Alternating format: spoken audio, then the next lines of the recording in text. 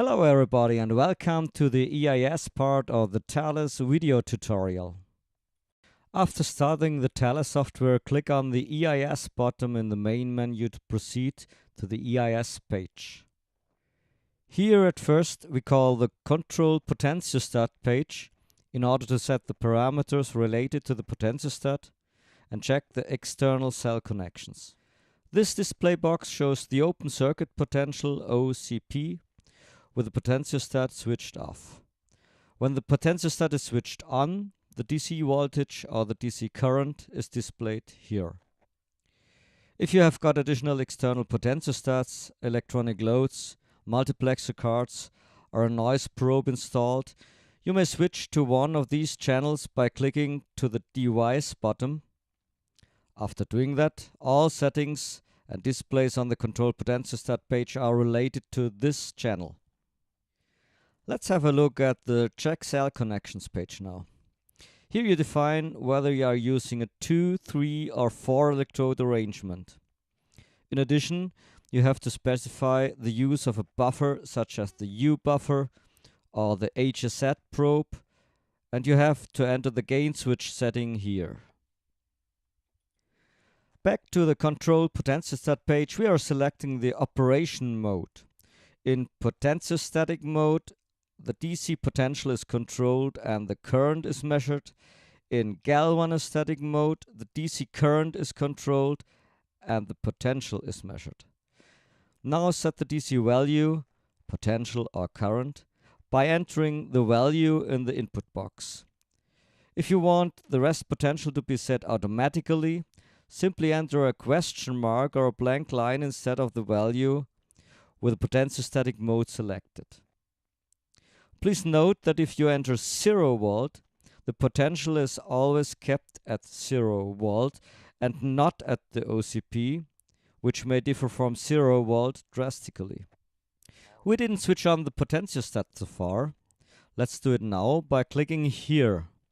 You can see the potential and current values displayed by the software instruments. Please keep in mind that the current limits set in the setup page are not valid in the control potentiostat mode. Here the entire current range of the device is used. The current limits are only used in the measurement modes. We only use DC voltages and currents so far. In order to record EIS, we need to superimpose an AC amplitude. You can set the frequency of the AC sine wave here. This frequency is only used in the control potentiostat page and does not have any meaning in the EIS measurement later on.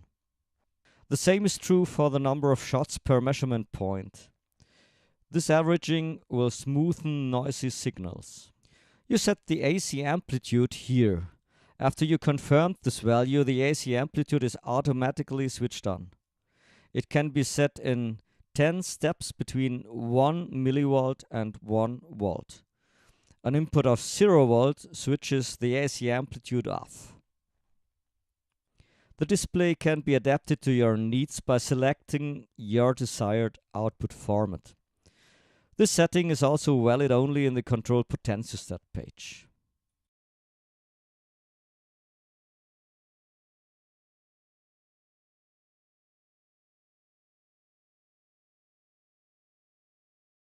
These 4 displays are showing current and potential of the AC signals in the time and frequency domain. You can easily see disturbances, noise and harmonics here, and with this information you have a first estimation of the quality of your measurement. An ideal quality shows smooth sine waves in the time domain displays and no harmonics in the frequency domain displays. With the DC voltage and the AC amplitude, we have set all relevant parameters and we have checked the quality of the signals at a certain frequency. Let's return now to the EIS main page. Here we have to set all the EIS scan related parameters. Above all, this is the frequency range of the scan.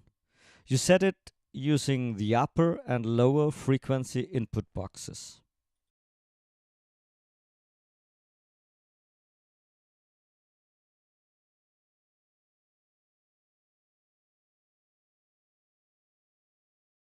Additionally, you can set the starting frequency. This can be any frequency in between the frequency range you set before. We recommend to keep the sweep mode as it is. In this case, the frequency sweep starts at the starting frequency, goes up to the upper frequency limit, and then back to the lower frequency limit. The range between starting frequency and upper frequency is measured twice, allowing you to check the stability of your probe. You can say it is stable over time if the 2 points of the upwards and downwards sweep at the same frequency are matching. This is where you set the sweep mode. If you decide to double the lower frequency range instead of the upper, please take into account that low frequency measurements are taking a lot more time than high frequency measurements. This is where you set the number of measure points per decade as well as the number of shots per measurement. You can set these parameters separately for the higher and the lower frequency range. Please remember that the measurement time increases with decreasing frequency. A high number of averaging counts in the low frequency range can prolong your measurement time drastically. Here the estimated duration of your measurement is shown. If all the settings are done, you can start the EIS measurement here. The display is changing to the real-time recording window. The big graph shows the proceeding of the sweep. The 4 smaller graphs on the top show voltage and current signals in the time domain and in the frequency domain. Same as in the control potentiostat window, you can easily see noise and disturbances there. The DC values of each measurement point are shown on the right hand side. The asterisk informs you of the DC mode, potentiostatic or galvanostatic. After the measurement is finished, the spectrum is displayed. Clicking on the graph allows you to go through the curves by a crosshair cursor. The values of the selected point is shown on the right hand side.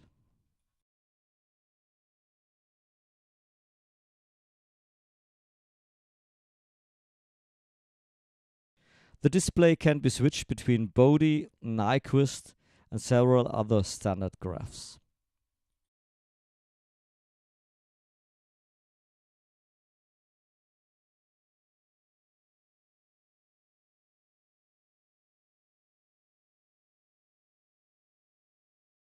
Now you can save the measurement data. Each file also contains a comment block you can fill before saving. The time of measurement and the DC parameters are filled by default.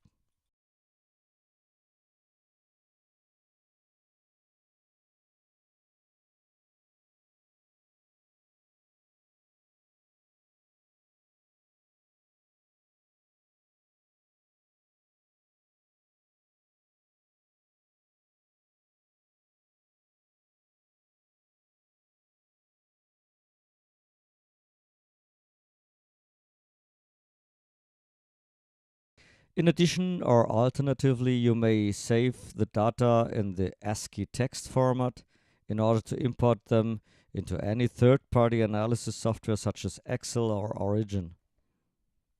If you like, you can save the diagram graphics as an EMF file, or you can copy it to the Windows clipboard for use in Word or PowerPoint. Of course, you can send the graphics to a printer or to the clipboard as well. Now let's go back to the EIS main page. Thales allows you to acquire additional values like temperature, pH value, or others if the optional cards or NetVI devices are installed. On this page you can set up series measurements over time, potential current, or other parameters.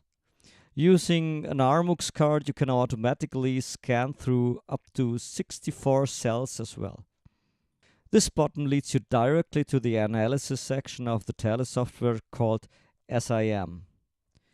Here you can create and fit equivalent circuits. When you load previously saved data, you automatically get the full set of parameters back so that you can easily repeat a measurement with the same parameters.